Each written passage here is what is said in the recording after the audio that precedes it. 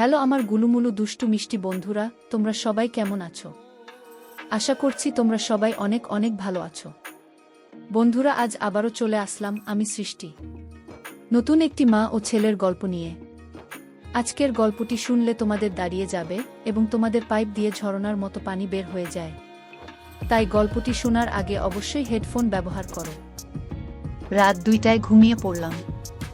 ঘুমানোর কিছুক্ষণ পরে আমার মনে হলো কেউ আমায় স্পর্শ করছে। চোখ মিলতেই দেখি আমার শ্বশুর। তাকে দেখে আমি অবাক হয়ে গেলাম। শ্বশুর কি ভুলে গেলেন যে আমি তার বউ নই, আমি তার ছেলের বউ? আমি তাড়াতাড়ি নিজেকে সামলিয়ে বললাম, আমি মা নই, কিন্তু তিনি নিজের আবেগে মগ্ন ছিলেন। এত বয়সে এসেও তার এমন উত্তেজনা দেখে আমি অবাক হয়ে গেলাম।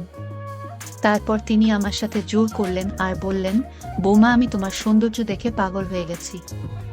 আজ আমি তোমাকে চাই, কোনো শব্দ করো না, তোমার শাশুড়ি দেখে ফেলবে। তার এমন কথা শুনে আমার সব ভিজতে শুরু করলো। এই গল্পের বাকি অংশ শুনলে তোমাদের পানি চলে আসবে। আমার নাম রাবেয়া। আমি অনেক সুন্দর দেখতে, শরীরের গঠন আর নাই বা বললাম।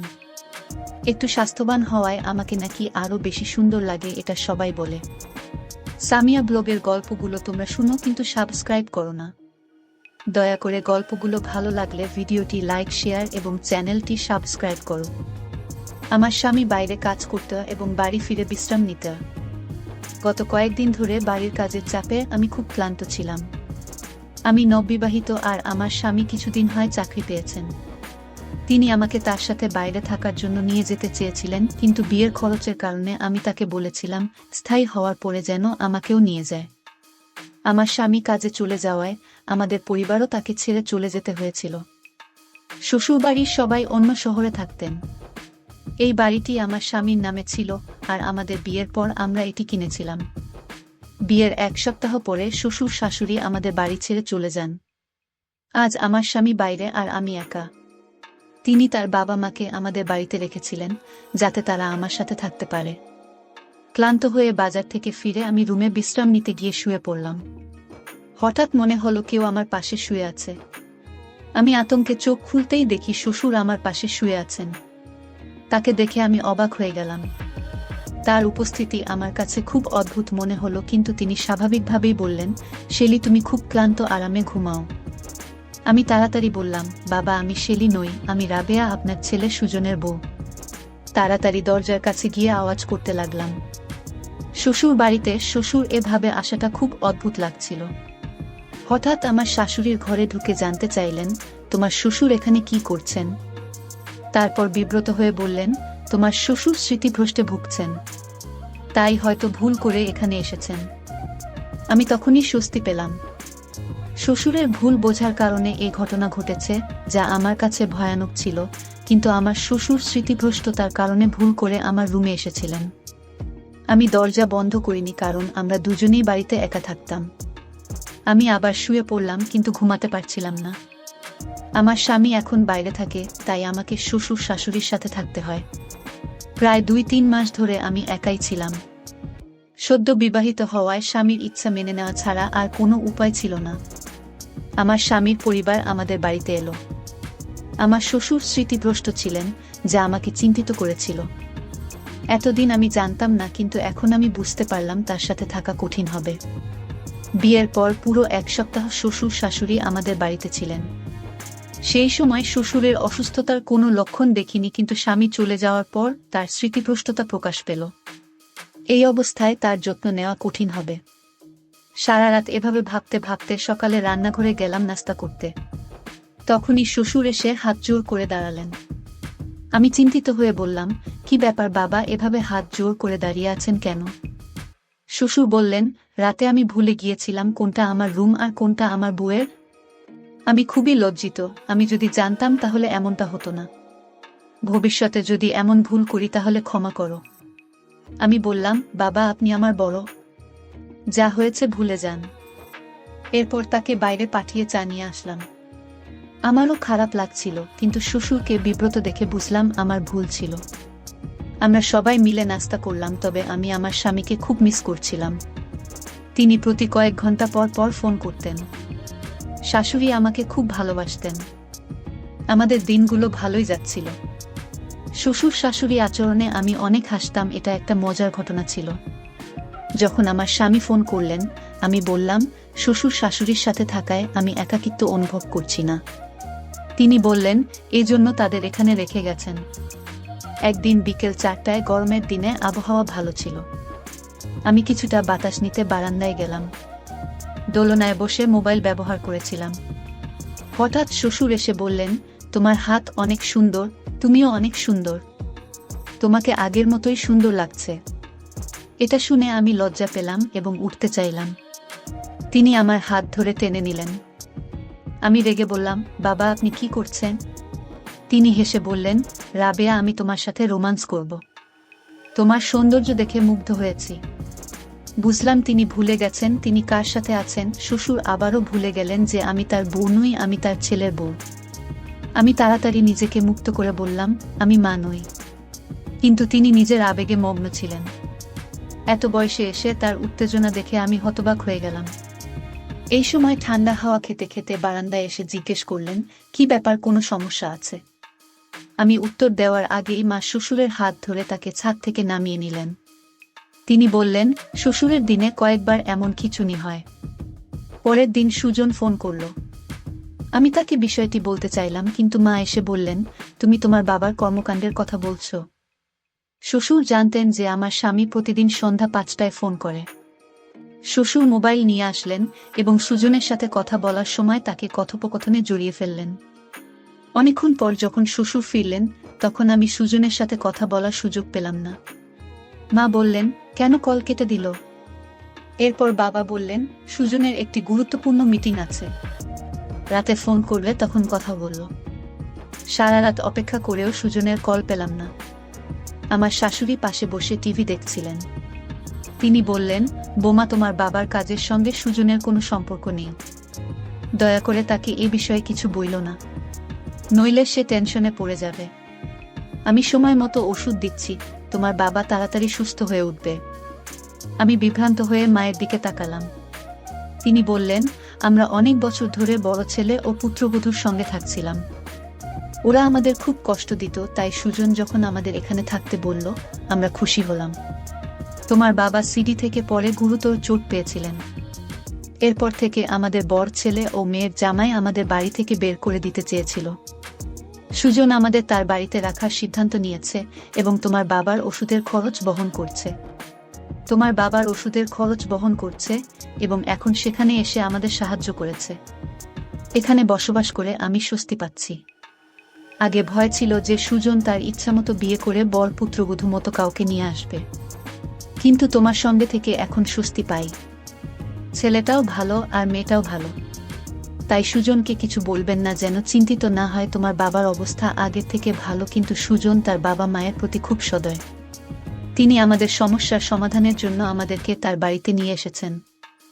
যদি বলো তোমার বাবার খিঁচুনি আছে, সুজন কষ্ট পাবে এবং হয়রানি করবে। আমাদের সে ছাড়া আর কোনো সাপোর্ট নেই। আমাদের ছোট ছেলের বাড়ি থেকে বের হলে কোথায় যাব? শ্বশুর শাশুড়িকে এই বৃদ্ধ বয়সে কোথায় নিয়ে যাব? মায়ের কথা শুনে মন ভেঙে যায়। বড় ছেলে ও পুত্রবধূর অবহেলার কারণে শ্বশুর শাশুড়ি তাদের বাড়ি ছেড়ে চলে এলেন। আমি শ্বশুর শাশুড়ির কষ্ট বুঝি, কারণ আমার বাবা মা নেই। সুজনের বাবা মায়ের প্রতি ভালোবাসা দেখে খুব খুশি হই। শ্বশুরের নানা কাজ আমাকে দুশ্চিন্তায় ফেলত। কখনো তিনি আমার কাছে আসতেন, কখনো কোলে নিয়ে যেতেন, কখনো প্রশংসা করতেন যা আপত্তিকর মনে হতো। তিনি আমাকে নিবিড়ভাবে তাকিয়ে দেখতেন, আমার ঘরে প্রবেশ করার চেষ্টা করতেন আর আমাকে তার স্ত্রী মনে করে অদ্ভুত কাজ করতেন। মা আমাকে নিষেধ করলেন, তাই আমি মাকে জিজ্ঞেস করলাম, বাবাকে ওষুধ খাওয়াবেন? বাবাজি স্মৃতিভ্রংশতা বেড়েই চলেছে। সবচেয়ে কষ্টের বিষয় ছিল শ্বশুরমশাই শুধু তার স্ত্রীর ব্যাপারে ভুলে যেতেন, বাকি সবকিছু মনে রাখতেন।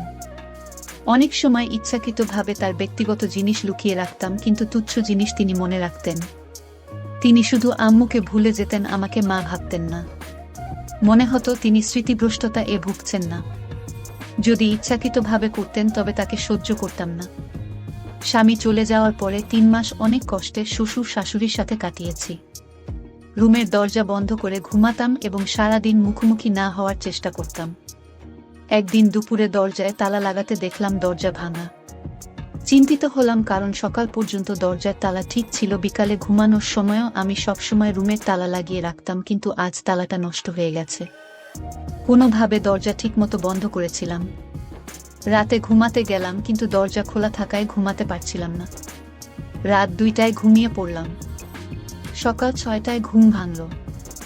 অবাক হয়ে দেখলাম আমার স্বামীর বদলে শ্বশুর আমার বিছানায়। আমি শ্বশুরকে জানালাম, কিন্তু তিনি আমাকে শেলি বলে ডাকতে লাগলেন এবং আমাকে জড়িয়ে ধরার চেষ্টা করলেন। আমি নিজেকে মুক্ত করার চেষ্টা করছিলাম। তখন সকাল 6টা। স্বামী সুজন হঠাৎ 3 মাস পর ঘরে ঢুকে পড়লেন। আমি নাইট ড্রেস পরা ছিলাম, শ্বশুরও আমার রুমে ছিলেন। সুজন আমার মুখে জোরে থাপ্পড় মারলেন এবং বললেন, আমি বিশ্বাস করতে পারছি না যে তুমি এমন কাজ করেছ। তার কথায় আমি হতভম্ব হয়ে পড়লাম। 2 চোখ দিয়ে পানি গড়িয়ে পড়ল। তাকে বোঝানোর চেষ্টা করলাম, এটা আমার দোষ নয়। বাবা যে স্মৃতিভ্রষ্ট আছে, তাই তিনি আমার রুমে এসেছেন। আমি তাকে সবকিছু সত্যি বললাম এবং বললাম, মা ও বাবা উভয় আমাকে সমর্থন করবে। তখন অবস্থা ছিল যেমন আকাশ ভেঙে পড়ার মতো।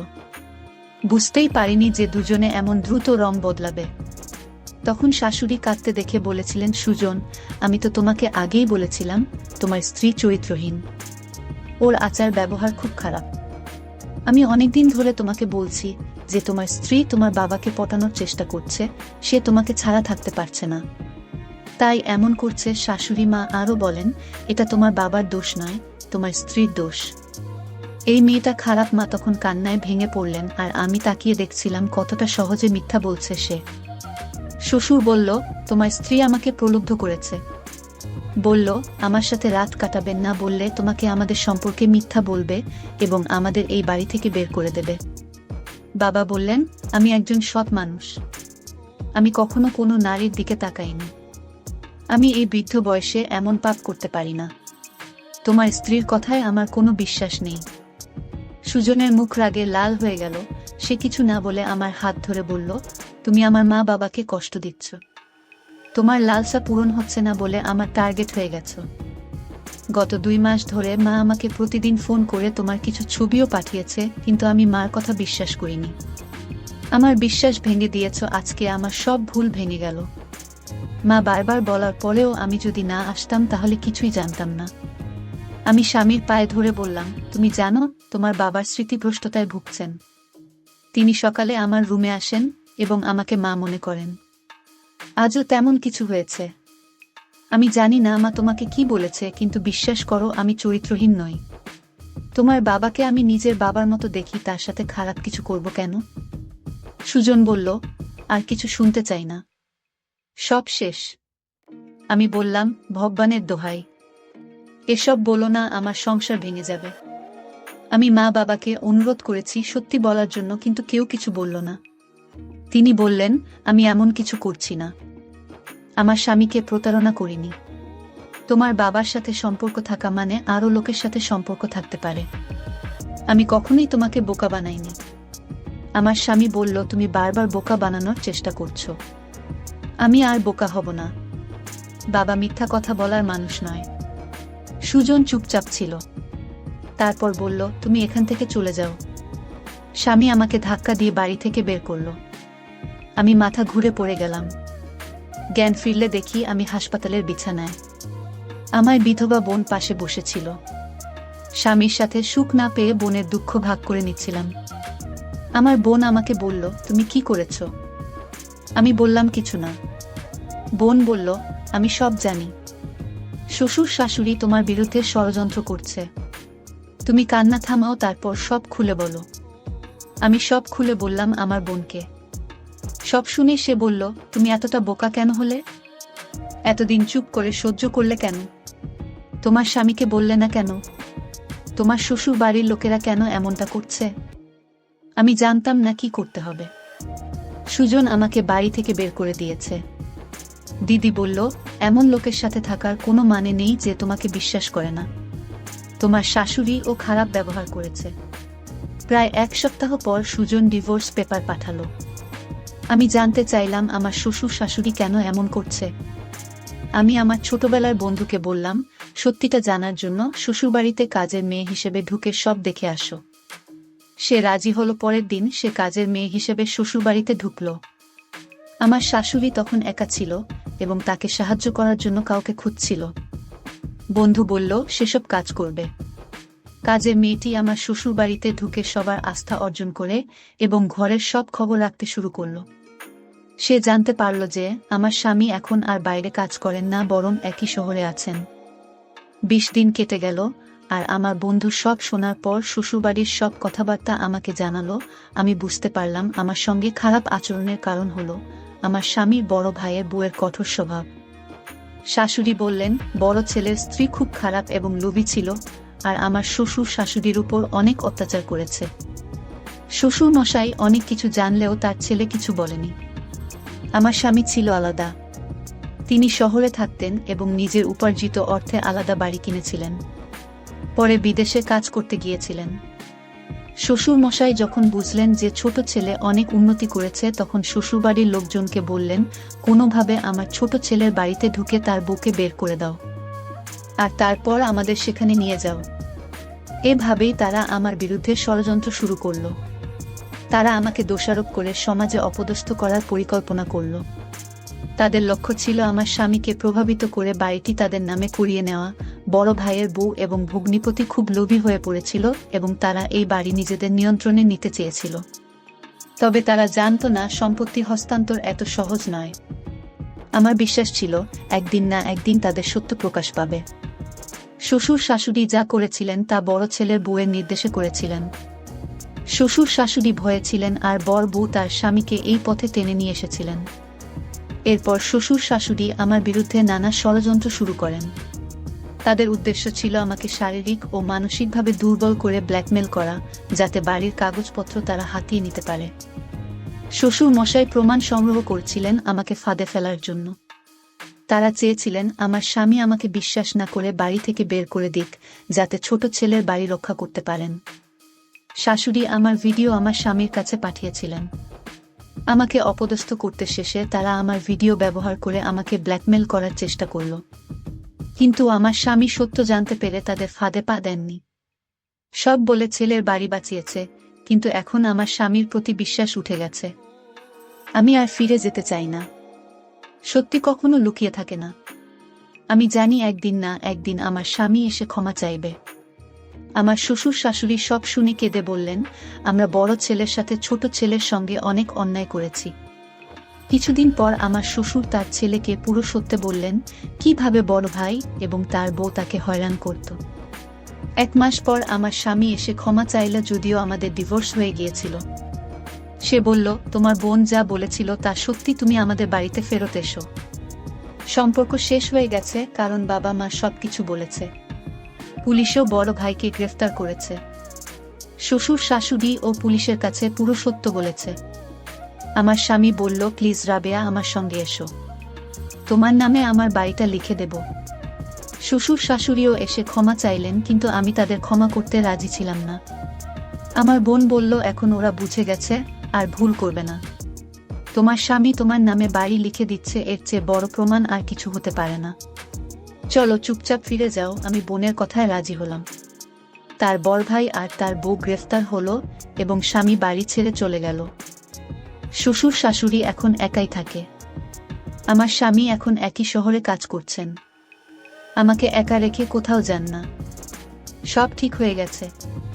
আমার বন্ধু শ্বশুর বাড়িতে কাজ করে। শ্বশুর শাশুড়ির সব সত্য বলেছে। আমার জীবন এখন ভালো চলছে এবং আমি খুব খুশি। স্বামীর ইচ্ছায় বাড়িটা আমার নামে হয়েছে। গল্পটা কেমন লাগলো জানাতে ভুলবেন না। আরও এমন মজার মজার গল্প শুনতে চাইলে ভিডিওটি লাইক, শেয়ার এবং চ্যানেলটি সাবস্ক্রাইব করতে এবং বেল আইকন টিপতে ভুলবে না। বন্ধুরা, আমি সৃষ্টি। আজকের গল্পটি এখানে শেষ করলাম। দেখা হবে পরবর্তী গল্পে। আর হ্যাঁ, তোমরা যারা আমার সাথে ভিডিও কলে কথা বলতে চাও তারা আমার চ্যানেলটি সাবস্ক্রাইব করে রাখো। পরবর্তী গল্পে আমি আমার ইমো নাম্বারটি তোমাদেরকে দিয়ে দিব।